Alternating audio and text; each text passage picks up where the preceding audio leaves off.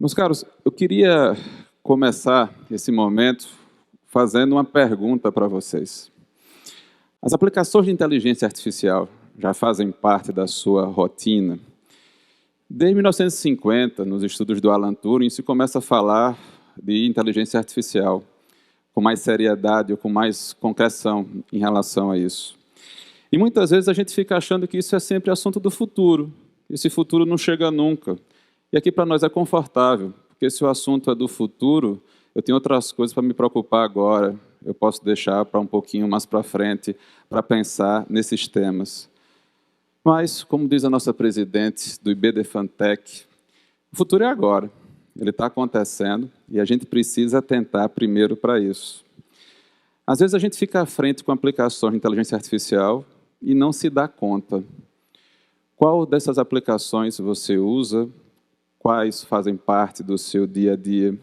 De assistentes pessoais como a Alexa, como a Siri. Há o navegador que te ajuda a escolher o melhor caminho para você chegar no seu trabalho. Ao serviço de streaming, que indica o que é que você vai assistir no final de semana, quando você está sem ideia, diante de tantas opções para assistir. Aqui a gente tem exemplos de pequenos algoritmos que são desenhados para funções específicas. Mas eu deixei no centro o ChatGPT. Não vou falar muito sobre ele, porque eu sei que Patrícia vai fazer isso melhor do que eu.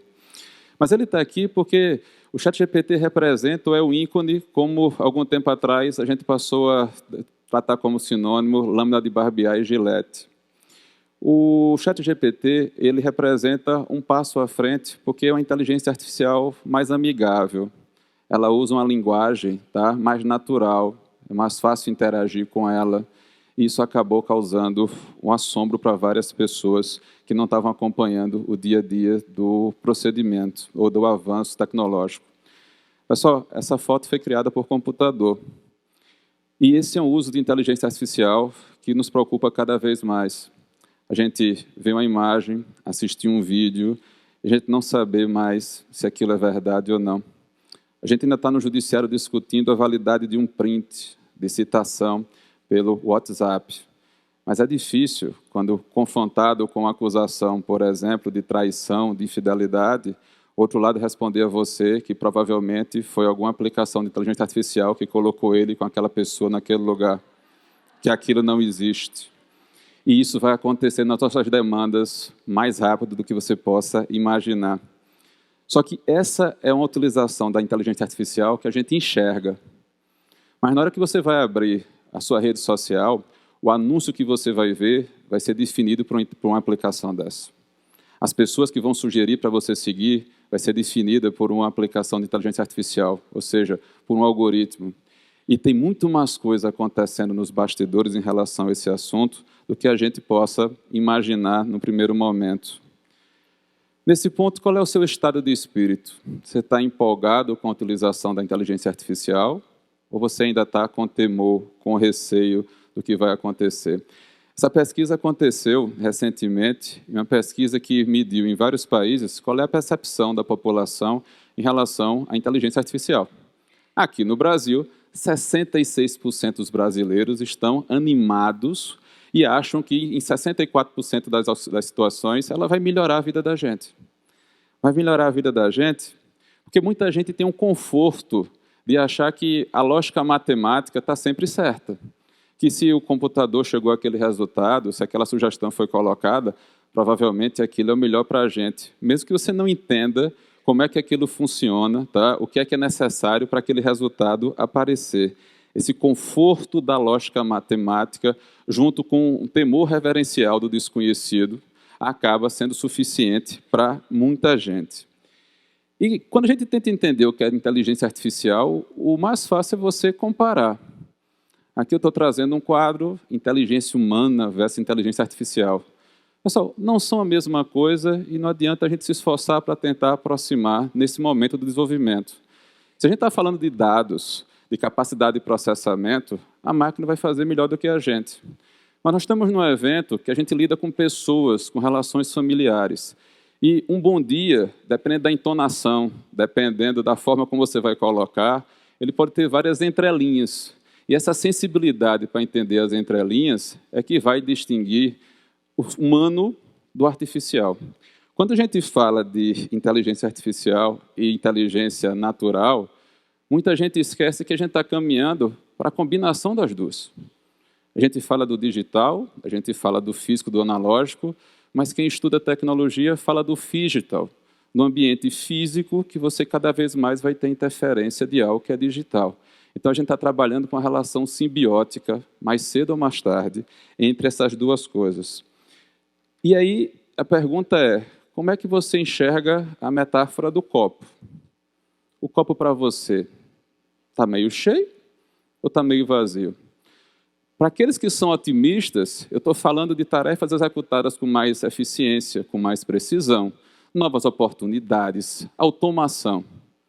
Para aqueles que estão apavorados, a pessoa está pensando na ausência de transparência, na possibilidade de discriminação, sem nem você perceber que ela está acontecendo, e numa dependência cada vez maior da tecnologia. Tem gente que não consegue passar 2 horas sem um telefone celular. Se sair de casa e esquecer ele, tem que voltar para casa correndo. Existem estudos que comparam o telefone celular com a tornozeleira eletrônica. Mas a tornozeleira a gente usa porque é forçado. E o celular é voluntário. E você continua utilizando aquele equipamento, em qualquer circunstância, em qualquer situação. Tá? E aí, esse quadro aqui que eu coloquei para vocês, do bom e do mal, também leva, na teoria do direito, à discussão se você vai enxergar a inteligência artificial como objeto do direito, como uma calculadora que te ajuda a fazer uma conta, ou se como sujeito de direito. E isso tem repercussões, sobretudo, para o campo da responsabilidade civil, quando a utilização dessa aplicação de inteligência artificial não sair de acordo com o que ela foi pensada, com o que ela foi programada.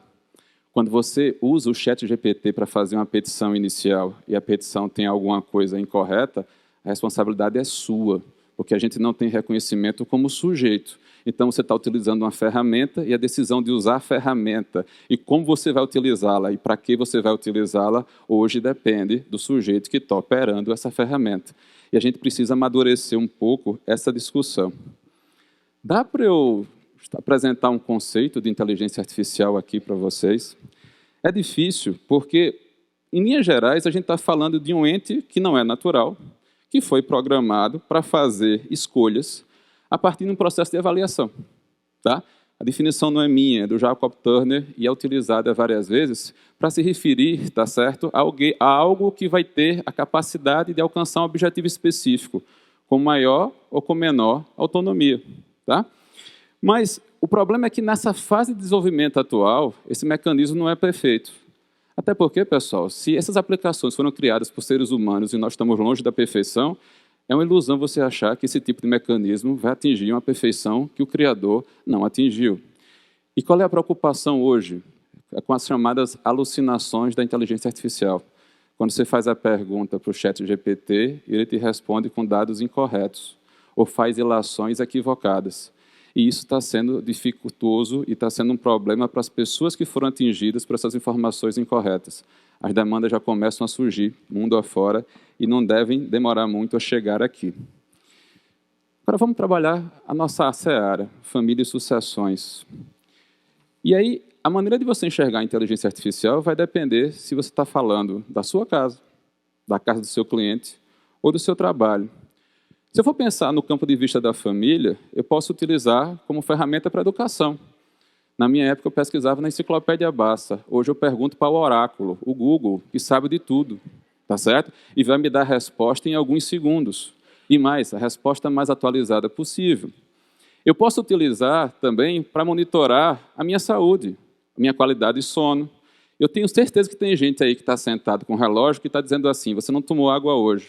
Levante-se, se movimente, você está sentado há muito tempo, tá certo? E isso é um exemplo pequeno do que isso pode trazer de benefício para quem tem doenças específicas, para pessoas que são idosas, precisam de cuidados especiais, e que podem se valer desse tipo de benefício. A gente pode falar também da preservação da memória. Se você perder a sua agenda de contatos do telefone, quantos números você vai lembrar? Para quem você vai ligar para pedir socorro? Eu não vou tratar para vocês do que vai acontecer com a memória de pessoas falecidas, porque eu só sou o aperitivo para o prato principal que vem daqui a pouco com a minha amiga Patrícia. Mas eu quero falar para os operadores jurídicos presentes aqui. Que maravilha a IA vai ajudar nas minhas tarefas repetitivas. A IA vai me ajudar a pegar todas as sentenças do meu amigo Vladimir, que está aqui, e saber se ele é melhor jogador antes do almoço ou depois do almoço. Qual é o dia da semana que é melhor para eu ir falar com ele, para ver se eu vou conseguir aquela decisão. Eu estou falando de aplicações de jurimetria. Mas o problema é que talvez o laudo do autor tenha condições financeiras para usar esse recurso, e o lado do réu não tenha. A gente vai ter uma assimetria em relação à tecnologia numa mesa de audiência que a gente hoje não tem. Eu posso falar também de novos aplicativos. Imagina aquele casal que acabou de se separar, que está lutando pela guarda do filho e que liga para você no sábado à noite ou no domingo de manhã, porque o acordo não foi combinado. Imagina um aplicativo para eles dois conversarem e quando um deles começar a escrever, o aplicativo diz assim, não seria melhor você escrever de outra forma? Eu, se fosse você, não mandaria isso agora. Tá? Pessoal, esses aplicativos existem e estão à disposição no mercado. E isso pode ser utilizado favoravelmente para a gente, se a gente souber o que procurar e como fazer. Mas sabe o que a IA não faz? Ela não define estratégia. Ela não define a condução do processo. O timing certo de fazer algumas perguntas. E isso, pessoal, vai distinguir quem de nós vai estar trabalhando nos próximos 20 anos e quem de nós vai ficar obsoleto. Porque se você está acostumado com formulários, se você está acostumado a tarefas repetitivas, se você não está acostumado a raciocinar com criatividade e se manter atualizado, não vai ter espaço para você no mercado, porque a máquina faz mais rápido e melhor do que você. Então, a gente precisa ressaltar o humano na nossa atividade, porque ressaltando isso, a gente vai conseguir continuar caminhando, tá certo? Enfrentando esses desafios. A gente tem que pensar também no uso da inteligência artificial no Poder Judiciário. E me preocupa quando o nosso presidente do CNJ, do Supremo Tribunal Federal, convoca as grandes empresas de tecnologia para ajudarem o Judiciário. Não por força da ajuda, mas pela falta de transparência de como é que essa ajuda vai acontecer. Quem vai receber os dados dos processos judiciais, o que vão ser feitos com eles, e quem vai ser a responsabilidade.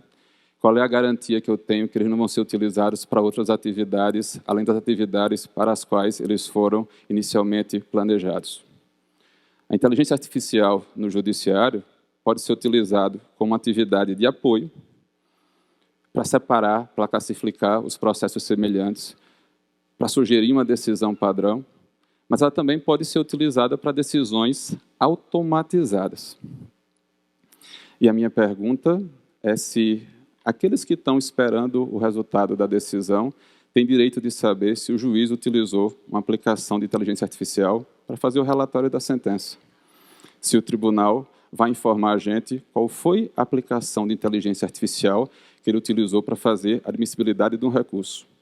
Quais são os critérios que vão ser utilizados para a tomada dessa decisão? Porque, pessoal, a máquina aprende com base em padrões. E quem apresenta os padrões para as máquinas são os desenvolvedores. E se os padrões estiverem comprometidos, isso vai interferir no resultado final. E a única garantia que a gente pode ter é que esse sistema seja auditável. E a palavra de ordem é transparência. E a gente vai precisar garantir isso no interesse de todas as pessoas que estão envolvidas, dos operadores que vão trabalhar e, sobretudo, das partes dos processos.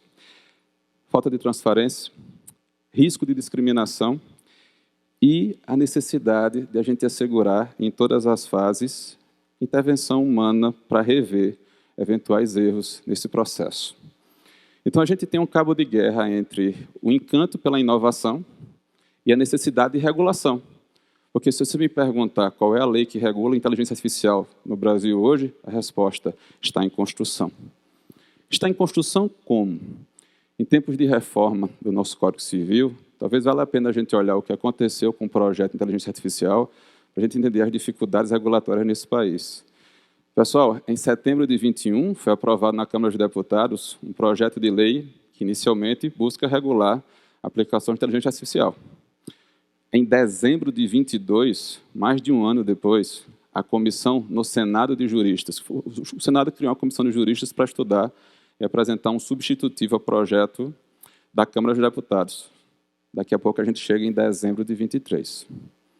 O próximo passo é que o Senado agora criou uma comissão temporária interna que vai discutir se o projeto que foi apresentado em dezembro do ano passado vai seguir a tramitação ou se vão ter alterações que vão ser feitas. Eu não sei que projeto vai ser votado. Eu não sei se o conteúdo do projeto vai ser votado. E a gente precisa acompanhar isso, porque impacta mais nas nossas vidas do que parece. E se eu posso deixar uma reflexão final para vocês, é que independente do projeto que for votado e que venha a ser aprovado, o que a gente precisa ficar vigilante é que esse projeto seja centrado na pessoa e que tenha um compromisso da utilização dessa tecnologia servir à humanidade, ao bem comum, à liberdade. Esse é o nosso desafio e a nossa agenda para o futuro. Muito obrigado.